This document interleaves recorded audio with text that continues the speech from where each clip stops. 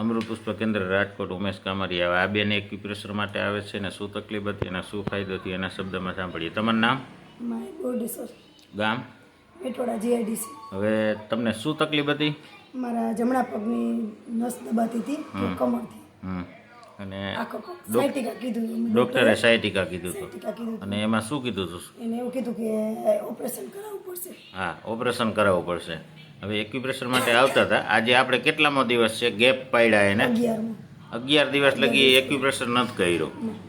અને સાયકલ આપણે હતી 1 દિવસ છોડી, પછી 2 દિવસ છોડ્યા, 3 દિવસ, આજે 11 દિવસ છોડ્યા. સાયટિકામાં પ્રોબ્લેમ કાંઈ? રેડી 100% અને લગ્ન કરી લીધા, ડિસ્કો કરી લીધો, કાંઈ થયું? કમ્પ્લીટ ને? હવે ઓપરેશનની જરૂર લાગે? રેડી? બીજાને શું કહેવા માંગો? બીજાને કહેવા માંગીશ કે જો પોઈન્ટ દબાવો તમે અહીંયા આવી જાઓ, પોઈન્ટથી બહુ સરસ થઈ જાય છે. રેડી ને? 100%. તમને કમ્પ્લીટ થઈ ગયું ને? 100% કમ્પ્લીટ. હવે 12મે દિવસે આવવાનું, બરાબર? 1 દિવસ વધારે દઈ પાછો. જય દ્વારકાધીશ.